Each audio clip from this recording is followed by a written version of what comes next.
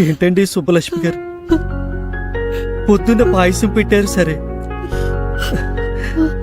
నాకు ఇష్టమైన ములక్కాడ పులుసు చేస్తామన్నారు. ఎప్పుడు వండుతారు? భోజనం ఎప్పుడు పెడతారు? ఆకలేస్తోంది, ఆడవడానికి శక్తి కూడా లేదు. రండి లేవండి, తిన్నాక ఏనుగమ్మ ఏనుగో ఆడుకుందాం.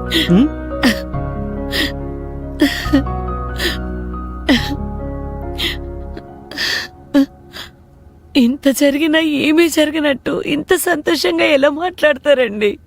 సుబ్బలక్ష్మి నా చెంతనుంటే సంతోషం కాక ఇంకేముంటుంది?